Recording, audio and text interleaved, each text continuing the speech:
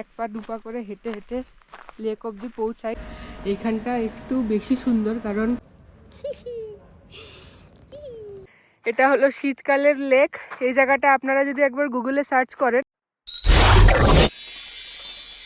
Good morning সবাইকে, নমস্কার and welcome to miss বংরোভার। আশা করি সবাই খুব খুব ভালো আছেন এবং সুস্থ আছেন। আমার আগের রবিবারের ভিডিও যারা দেখেছেন তারা জানেন যে আমি ক্রোয়েশিয়াতে ছিলাম।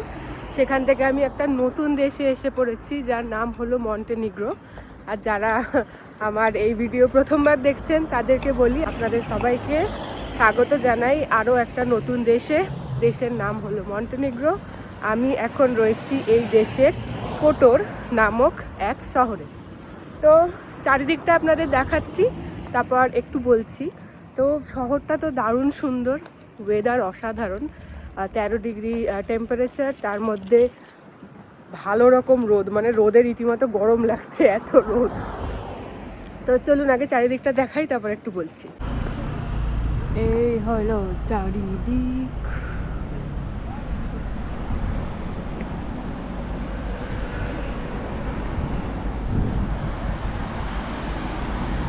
পুরো পাহাড়ে ঘেরা আর মাঝে জল। তো এই মুহূর্তে আমি রয়েছি এই শহরের যে ওল্ড টাউন, মানে কোটরের যে ওল্ড টাউন, সেখানে। এই শহর, মানে শহরের নামকরণ তো অনেক পরে হয়। প্রথমে যে এক একটা জায়গায় যে এক এক রকম সভ্যতা দিয়ে শুরু হয়, এটা কিন্তু ইলিরিয়ান সভ্যতার সময়কাল। এখানে মানুষের বসবাস শুরু হয়। তারপরে আস্তে আস্তে এই যে ওল্ড টাউনটা এখন যাচ্ছি, যেদিকে এগোচ্ছি, সেই জিনিসটা তৈরি হতে শুরু করে যীশুখ্রিস্টের জন্মের 600 বছর আগে থেকে। 600 বছর আগে থেকে তৈরি হতে শুরু করে। তারপর অনেক দিন ধরে আস্তে আস্তে আস্তে আস্তে করে পুরো এই পুরনো শহরটা এখানে তৈরি হয়। এই দেখুন,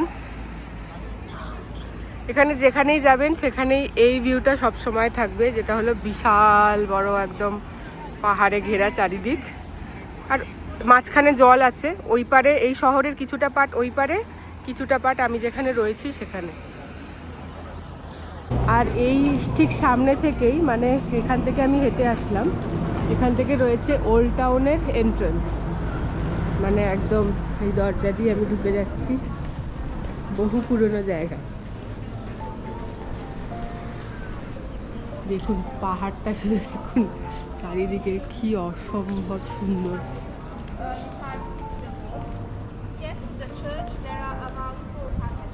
তো এরকম করেই দেখবো, অলিগলিতে হাঁটবো, কি আছে না আছে দেখবো। সুন্দর অলিগলি।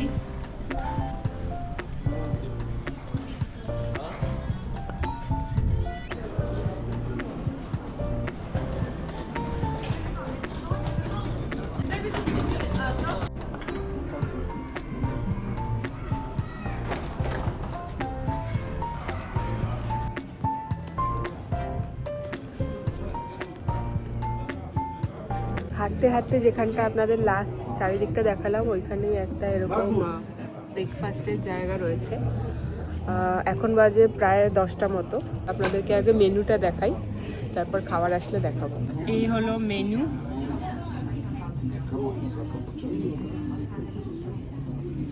আমি নিয়েছি এইটা, এই কোথায় গেল, এই যে মন্টেনিগ্রো ব্রেকফাস্ট, 3টে এগ, সসেজ, হ্যাম, চিজ, এইসব কিছু দেবে। আর নিয়েছি হলো এটা প্যানকেক আর কফি। এসে গেছে ব্রেকফাস্ট, আর কফি ছিল যেটার এখন নেই। এই যে খেতে এসছে, একবার এদিক যাচ্ছে একবার এদিক যাচ্ছে, বুঝতে পারছে না কোন দিকে গেলেও পাবে। তুমি আগে ডিসাইড করো কোন দিকে গেলে তুমি পাবে। এই যে মহাশয়ের বেকন প্রাপ্তি হয়েছে, বুঝতে পারছে না কোন দিক থেকে খাবে। এই হলো প্যানকেক, 3 পিস দিয়েছে। এই একটা, আমি আসলে এটা খেতে পারবো কিনা জানি না, কারণ আমি ভেবেছিলাম, মানে যেরকম মেনুতে লেখা ছিল, আমি ভেবেছিলাম বোধহয় ফ্রেশ ফল টল দিয়ে কিছু একটা দিয়ে দেবে। জেলি দিয়ে দিয়েছে, নাহলে আমি চকলেটই নিতাম। তো চেষ্টা করবো অল্প করে খাওয়া শেষ। এই জায়গাটাই ছিলাম, এখানটা, হ্যাঁ এই যে ছিল খাবার দোকানটা। এবারে এখানটা অলিগলি হাঁটবো। এখানে বেশিক্ষণ থাকবো না, এখানে 1 ঘন্টা মতো একদম ভালো করে ঘুরে, কারণ এটা এই জায়গাটা খুব একটা বড় না, তারপরে আরও জায়গায় যাব। অনেকক্ষণ থেকেই হাঁটছি, এবার এই শহর সম্পর্কে একটু আপনাদের বলি। এই যে পুরো শহরটা, সেটা কিন্তু আড্রিয়াটিক সাগরের ধারে রয়েছে, একদম চারিদিক দেখতেই পাচ্ছেন কতটা পাহাড়ে ঘেরা। এখানে একটা সময় কিন্তু এটা ছিল রোমান সাম্রাজ্যের অংশ, পরে বাইজেন্টাইন, তারপরে সার্বেরিয়ান রাজ্য, এমনকি ভেনিস যে প্রজাতন্ত্র ছিল তারও এখানে কিন্তু শাসন ছিল একটা সময়। এই জায়গাটা ভীষণ সুন্দর। এখানে একটা ওই পাম্প, হ্যান্ড পাম্প রয়েছে, তার সামনে একজন খুবই গুরুত্বপূর্ণ ব্যক্তি বসে খাচ্ছেন, এই যে ব্যক্তি। আর এই হলো এখানের বাড়িঘর। আসছেন উনি। বাহ, খুব ভালো শহর তো এটা। এই যে, কি নাম তোমার?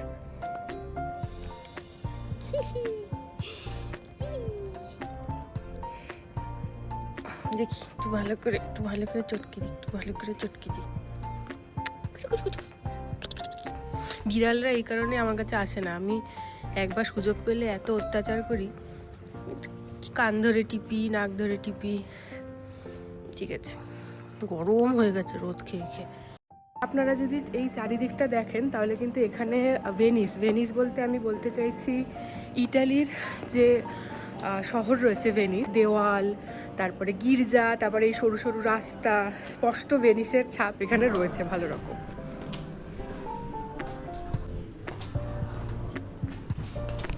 আমাদের মতো জামা কাপড় মেলা দড়িতে, কোনো একটা সুভেনিয়ারের দোকান।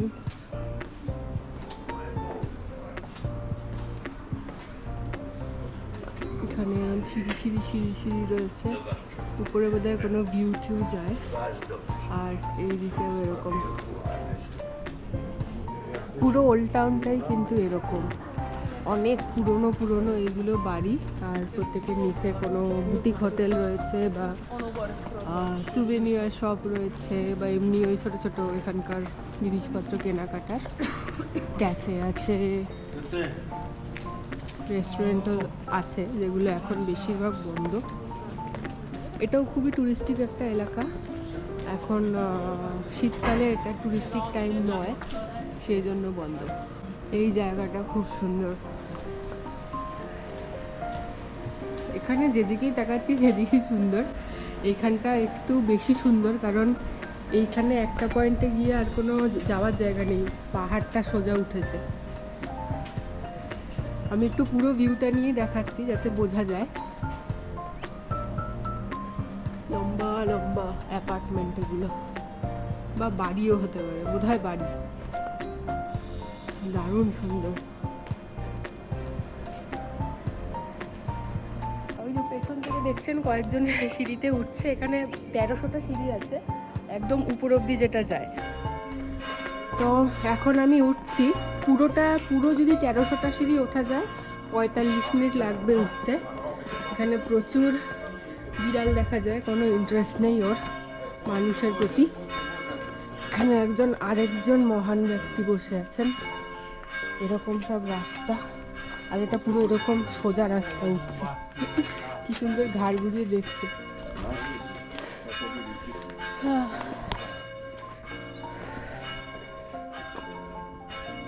আসলে সিঁড়ি থেকে ওঠাটাই বেটার, এই রাস্তা থেকে না উঠে।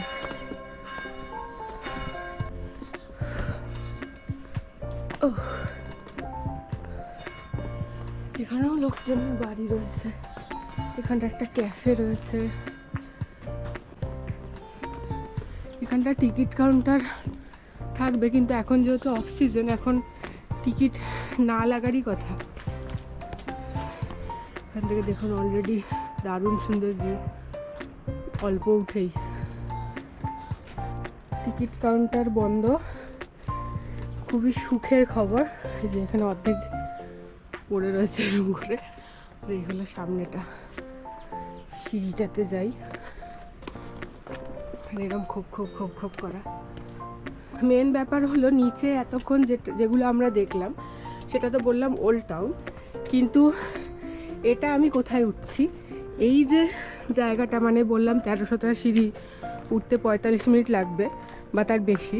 এটা হচ্ছে কোটোর ফোর্ট্রেস, মানে এখান থেকেই আর কি একদম উঁচু থেকেই দাঁড়িয়ে আর কি শহরটাকে গার্ড দিয়ে প্রোটেক্ট করা হতো। ফোর্ট্রেস যার জন্য হয় সেই কারণে। তো এই হলো চারিদিক।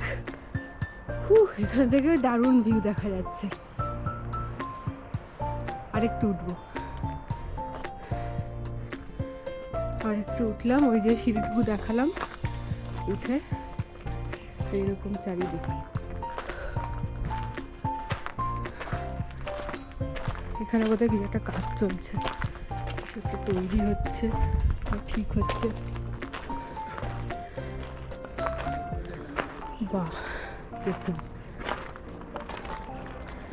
আর ওঠার দরকারও নেই, এখান থেকেই অসাধারণ দেখা যাচ্ছে।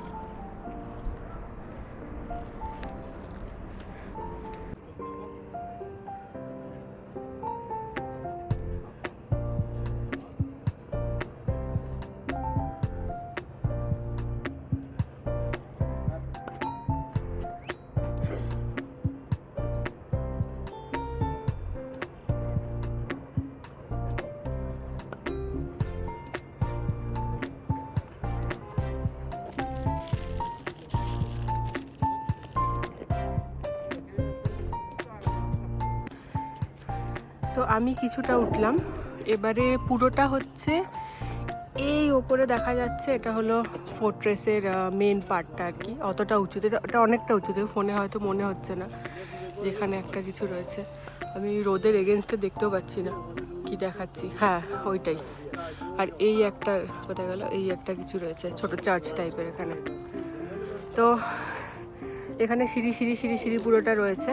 অতটা আমি উঠছি না, অতটা উঠলে কি হতো, এই সেমটাই হয়তো আরও একটু বড় ভিউ নিয়ে দেখা যেত। এখান থেকেই যথেষ্ট ভালো দেখা যাচ্ছে। যেহেতু আমাকে এখন আরও জায়গায় যেতে হবে, তাই আমি এখন এখান থেকে নামতে চলেছি। এই যে ওঠার নামার রাস্তাগুলো, যেগুলো সিঁড়ি তো রয়েছে, সরু সরু সিঁড়ি, কিন্তু সিঁড়ির পাশে যে কোথায় দেখাই যাচ্ছে না, দেখাচ্ছি, মানে যেগুলো দেখাচ্ছিলাম আর কি, এই যে সিঁড়ি আর সিঁড়ির পাশে যে পাথরের রাস্তাগুলো, দেখে মনে হচ্ছে না কিন্তু প্রচণ্ড স্লিপারি এগুলো। মানে একবার ভুল করে যদি পাটা ফসকায়, ব্যাস গেল। যাই হোক, এবার এখান থেকে নেমে যাচ্ছি। কেমন লাগলো আপনাদের কোটোর, ছোট্ট করে দেখালাম, নিজেও দেখে নিলাম। আমার খুব ভালো লেগেছে, আমার এরকম ধরনের জায়গা খুব ভালো লাগে। তো চলুন এবারে তাড়াতাড়ি এখানে বেরোতে হবে এখান থেকে। আজকে অনেকটা পথ যাওয়ার আছে আমার। যাওয়ার পথে কয়েকটা জিনিস আরও দেখব, তো চেষ্টা করব, যেহেতু 5:30টার মধ্যে অন্ধকার হয়ে যায়, তো তাড়াতাড়ি ব্যাপারটাকে যতটা তাড়াতাড়ি সম্ভব করা যায়। এখন 12টা বেজে গেছে। আজকে আরেকটা দেশে ঢুকবো, আরেকটা নতুন দেশে ঢুকবো। একটা কথা বেশ ভাবছি হাঁটতে হাঁটতে, সেটা হচ্ছে এই যে ক্রোয়েশিয়া, তারপরে এই মন্টেনিগ্রো, তারপরে আরও যে আশেপাশে দেশগুলো রয়েছে, যেখানে মানে বসনিয়ার মতো ডিপ্রেসিং ওয়েদার নয়, মানে একদম মাইনাস, বরফ, ঝড় বৃষ্টি এরকম নয়, এইটা কিন্তু বেস্ট সময় আসার। কারণ দেখুন, ক্রোয়েশিয়াতে যে কটা জায়গায় টিকিটিংয়ের ব্যবস্থা ছিল, মানে টিকিট কিনে ঢুকতে হবে, সেগুলো হাফ দামে পাওয়া গেছে। ট্যুরিস্টিক সিজনে আসলে তার ডবল দামে সেগুলো বিক্রি হয়। এইখানে যেটা আমি এখন উঠলাম, সেটারও টিকিট রয়েছে, কিন্তু যেহেতু এখন অফ সিজন, এখন ফ্রি। আর তার থেকে বড় কথা হচ্ছে, এই যে রাস্তাটা আপনারা দেখলেন যে উঠে যাচ্ছে, কতটা উঠে যাচ্ছে, ওরকম খটখটে রোদ, পাথর। গরমকালে এখানের ওয়েদার হয় 35 থেকে 40 ডিগ্রি। ওই ওয়েদারে ওরকম মারাত্মক রোদ, এখানে মারাত্মক রোদ হয়, এখানে ওয়েদার খুব ভালো। এখনই দেখতে পাচ্ছেন কত রোদ। তো ওই রকম টেম্পারেচারে ওরকম জায়গায় ওঠা, অতটা, তাও আবার পয়সা দিয়ে, মানে সেটা তো যা তা ব্যাপার। তো এটা বেস্ট সিজন এখানে আসার। একদম 15 ডিগ্রি ওয়েদার, দারুণ রোদ, সুন্দর করে ঘোরা হবে, কোনো ক্লান্তি হবে না, কিছু না।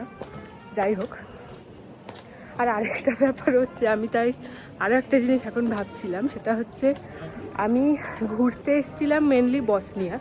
আমার কাছে একটা সপ্তাহ সময় ছিল, ভেবেছিলাম বসনিয়াটা ভালো করে এদিক ওদিক ঘুরবো, কিন্তু বসনিয়া গিয়ে ওরকম ওয়েদার দেখে তারপরে এই প্ল্যানগুলো হয়, এইগুলো কোনো প্ল্যানে ছিল না। তো আমি কি করছি, যে কেন আমি এরকম বিভিন্ন বিভিন্ন দেশ যাচ্ছি। তার কারণ হচ্ছে, যদি আপনারা ম্যাপ দেখেন, বসনিয়া, ক্রোয়েশিয়া এরকম একটা রাউন্ড একটা ব্যাপার আছে, ঠিক আছে? তো সেই জন্য ওই রাউন্ড দেশগুলোর মধ্যে, যেগুলো একদম একটার পাশে আরেকটা, একটার পাশে আরেকটা, যেগুলো খুব ক্লোজেস্ট সিটি, মানে একদম কাছে কাছে শহর, ক্লোজেস্ট বলতে একদম 5 মিনিট নয়, 3 ঘন্টা, 4 ঘন্টা, 2 ঘন্টা। তো আমি রাস্তাটাকে সেইভাবে ঠিক করেছি, কারণ এই ট্রিপের শেষে আমাকে বসনিয়াতেই ঢুকতে হবে, বসনিয়ার ক্যাপিটাল, যেখান থেকে আমার ফ্লাইট রয়েছে এবং যেখান থেকে আমি গাড়ি বুক করেছিলাম। তো সেই জন্য ট্যুরটাকে ওরমভাবেই প্ল্যান করছি যে যাতে ওই বিভিন্ন দেশে ঢোকা হয়ে গেল, ছোটো ছোটো করে এক একটা শহর দেখা হয়ে গেল, তারপরে বসনিয়া গিয়ে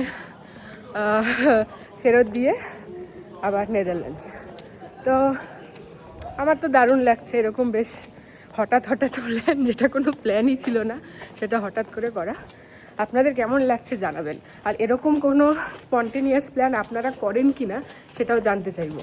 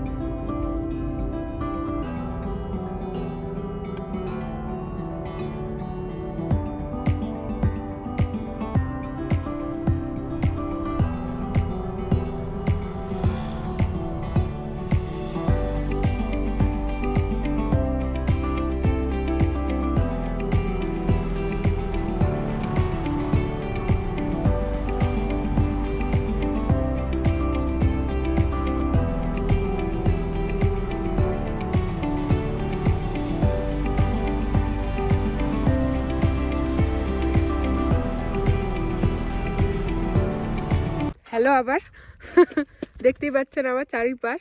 তো এখনও মন্টেনিগ্রো দেশেই রয়েছি, শহরের নামটা নিচে দেখতে পাচ্ছেন। তো ব্যাপারটা হচ্ছে, এখনও যেখানে যাচ্ছি, আমার যে নেক্সট স্টপটা হবে সেটা এখনও এখান থেকে 45 মিনিট দূর। কিন্তু যেতে যেতে কিভাবে সিনারি চেঞ্জ হচ্ছে দেখুন। কোথায় ছিলাম, তারপরে আপনাদেরকে আমি একটু একটু করে দেখাচ্ছিলাম ও রাস্তাগুলো কীরকম। রাস্তায় যেতে যেতে যেতে যেতে হঠাৎ করে আসলো এরকম জায়গা, চারিদিকে পুরো বরফে ঘেরা, মানে বরফের বিশাল বড় বড় লেয়ার রাস্তায়। এই যে এই রাস্তা, এই হলো বরফের লেয়ার। তো কিভাবে সিনিক ভিউ এরমভাবে চেঞ্জ হয় রাস্তায় যেতে যেতে, অসাধারণ দেখতে চারিদিকটা। আমি একবার, এখানে বেশিক্ষণ দাঁড়ানো যাবে না, কারণ এটা হাইওয়ের ঠিক মানে পাশেই একটা ছোট দাঁড়ানোর জায়গা পেয়েছি, মানে 3 থেকে 4 মিনিটের বেশি দাঁড়ানো অ্যালাউ নয় এখানে। তো আমি তাড়াতাড়ি করে একবার চারিদিকটা দেখাচ্ছি। তো এখানে এরকম ঠান্ডা, মানে ভালোই ঠান্ডা এখানে। আর এরকম বরফ হওয়ার কারণ হচ্ছে আস্তে আস্তে এটা পাহাড়ের আরও উঁচুতে উঠছে, সেই জন্য। তো পাহাড়ের যত উঁচুতে উঠবে তত বরফ থাকবে, সব কিছু থাকবে একদম দূরে। এখানে যত পাহাড় আছে, রোদের অপোজিট সাইড বলে বোঝা যাচ্ছে না, পুরো বরফে ঢাকা। আর এগুলো তো দেখতেই পাচ্ছেন।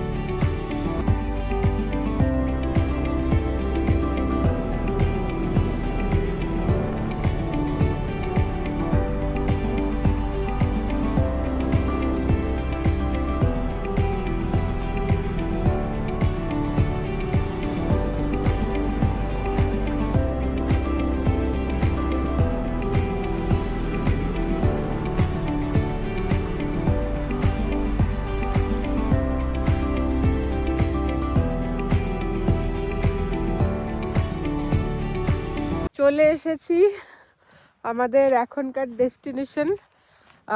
এই যে জায়গাটা, এটা একটা ন্যাশনাল পার্ক। এটার নাম হলো দুর্মিতর ন্যাশনাল পার্ক, আর এরিয়াটার নাম হলো জাবলইয়াক। এটা মন্টেনিগ্রোতেই। তো এই যে পার্কটা, ন্যাশনাল পার্ক, তার দুরকম সৌন্দর্য, শীতে এক সৌন্দর্য, গরমে এক সৌন্দর্য। চলুন আপনাদের এখন শীতের সৌন্দর্য দেখাই। তো এই মুহূর্তে আপনারা দেখছেন এই ন্যাশনাল পার্কের শীতের সৌন্দর্য। সেটা হচ্ছে চারিদিক শুধু সাদা সাদা সাদা আর সাদা, সাদা ছাড়া কিছুই নেই। এখানে একটা খুব সুন্দর লেক আছে যার নাম হলো ডেভিলস লেক। বর্তমানে এখন সেটাও পুরো বরফে ঢেকে রীতিমতো চলাফেরার রাস্তার মতো হয়ে গেছে, তো সেটাতেই যাব।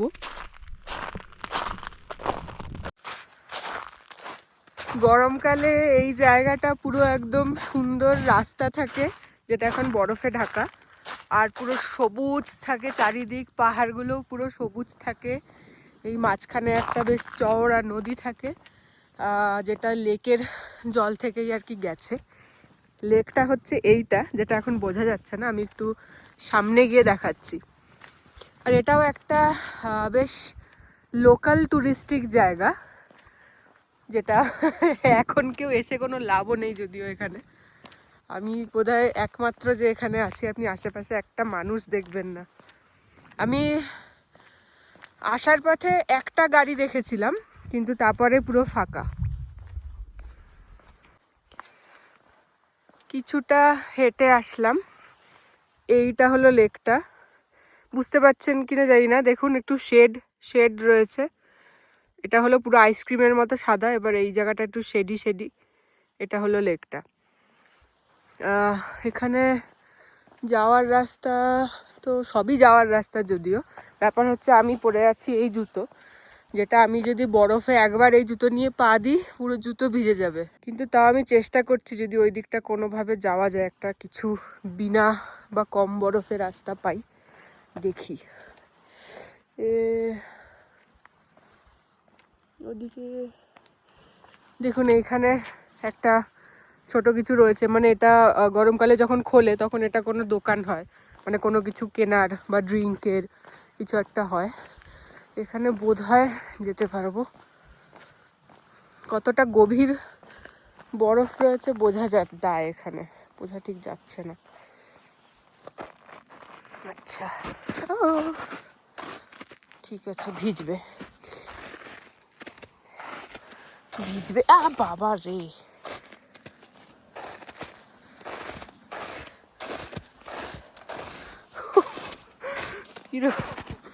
দেখে বোঝাই যাচ্ছে না যে বরফ কতটা পুরো এখানে।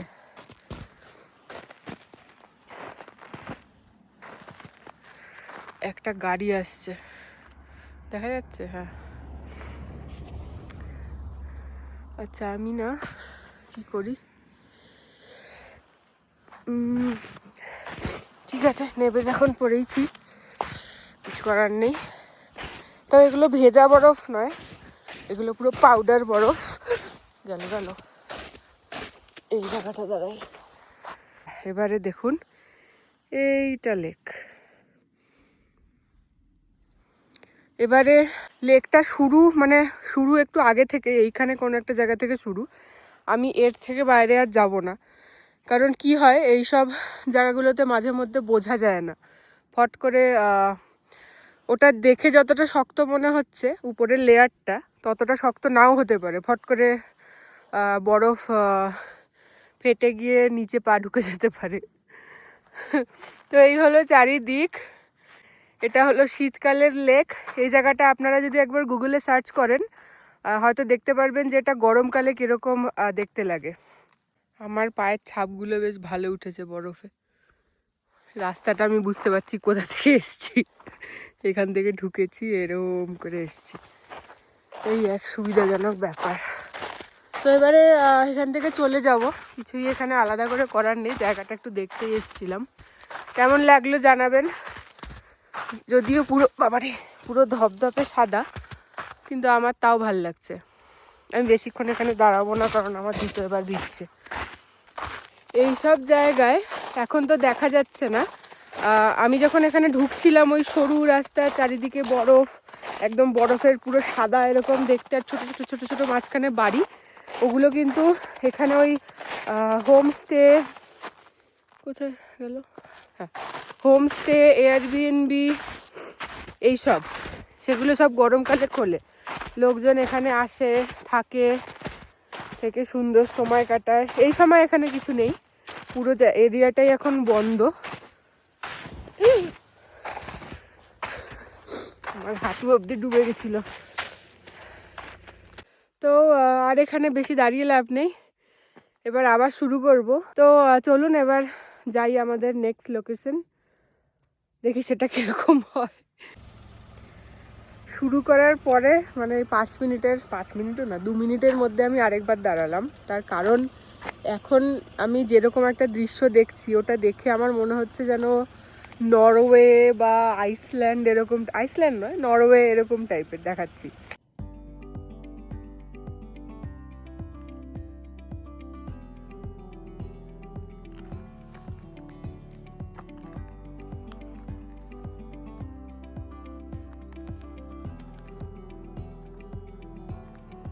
এখানে কিছু একটা মেমোরিয়াল টাইপের রয়েছে। এই যে এই রাস্তাটা থেকে মানে গেছিলাম, এখান থেকেই আসছি। নামটা এখানকার ভাষায় লেখা।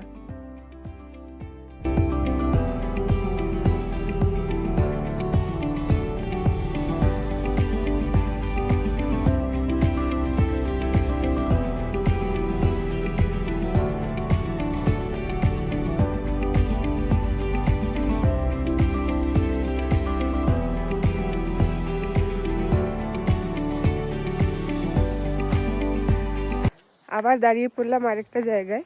একটু আগে যে আমরা জায়গাটা দেখলাম দুর্মিতর ন্যাশনাল পার্ক, ওটাও দুর্মিতর ন্যাশনাল পার্ক এটাও, মানে এই যে ন্যাশনাল পার্কটা, এটা বিশাল বড় এরিয়া জুড়ে রয়েছে। এবার এক একটা জায়গায় এক এক রকম সৌন্দর্য, এক একটা জিনিস রয়েছে। এখন আমি যেখানটায় আসছি চারিদিকটা হচ্ছে এইরকম। তো এই যে ন্যাশনাল পার্কের এই পার্কটা যেখানে আমি এখন হাঁটছি, এইখানে একটা ব্ল্যাক লেকের জন্য বিখ্যাত। আমি জানি না লেক আদৌ আছে না জমে গেছে, কিন্তু আগের যে জায়গাটা আপনারা দেখেছিলেন জনমানব শূন্য, সেই তুলনায় এই জায়গাতে কিন্তু আমি বেশ অনেক লোক দেখছি। এই মুহূর্তে এটা একটা 10 মিনিটের হাঁটা ডিস্টেন্স। ওইখানটা একটা পার্কিং ছিল, আমি যাওয়ার পথে দেখাবো। পার্কিংয়ের সামনে একটা টিকিট কাউন্টার ছিল, যেখান থেকে 5 টাকা করে টিকিট নিয়েছে, মানে 5 ইউরো করে। দেখলাম বেশ 7-8 জন ঢুকলো, তারপর 2 জন বেরোলো, এরকম করে আমি দেখছি এখানটা আসতে যাচ্ছে। তো চারিদিকটা আপনাদের দেখাচ্ছি, বেশ ভালো। এই হলো চারিদিক।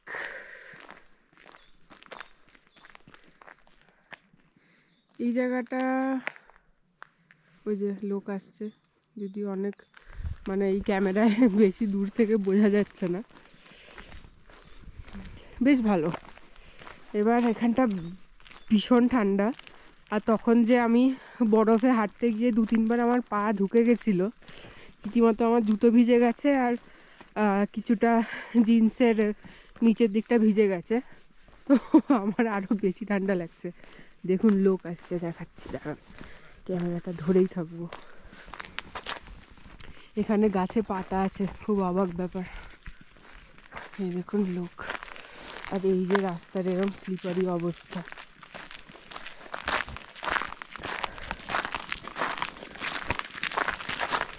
তো এখানে বেশ লোকজন আছে।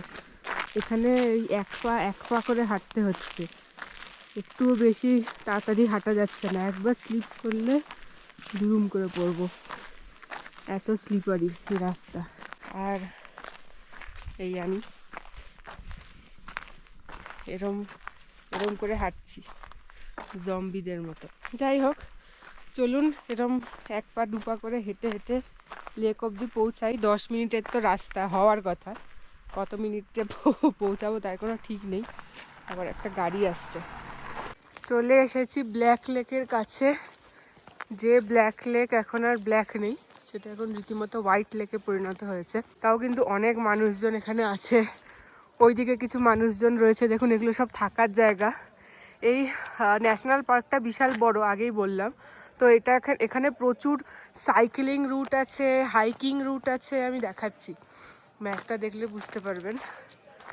এই যে, তো এখানে রীতিমতো গরমকালে লোকজন এসে 1 সপ্তাহ 2 সপ্তাহ থাকে। ওইদিকে একটা সাইকেল রুটেরও একটা ম্যাপ ছিল। তো এটা এতটাই ফেমাস এখানে।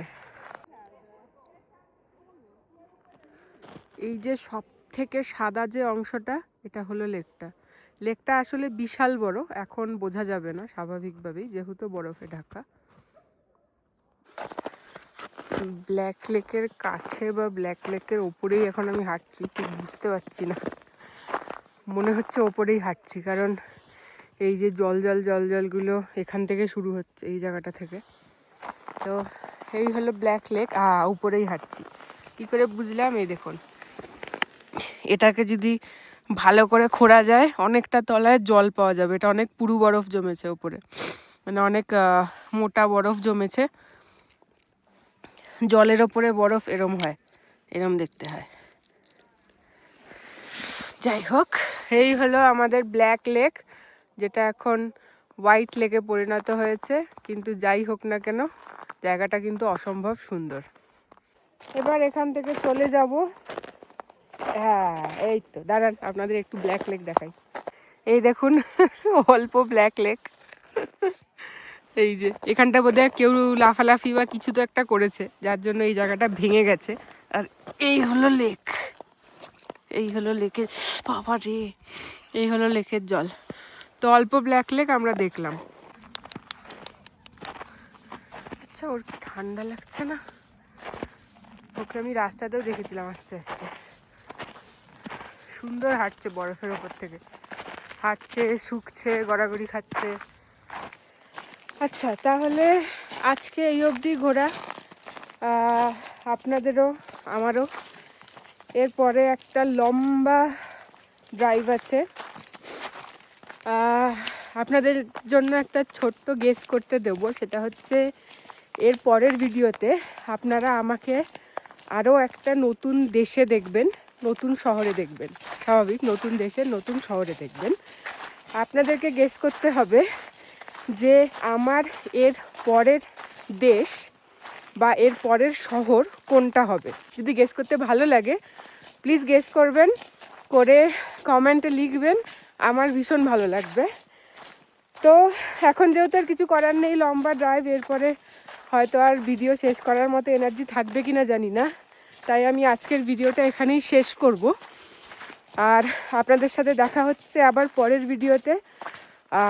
ততক্ষণ সবাই খুব খুব ভালো থাকবেন আর সুস্থ থাকবেন। টাটা।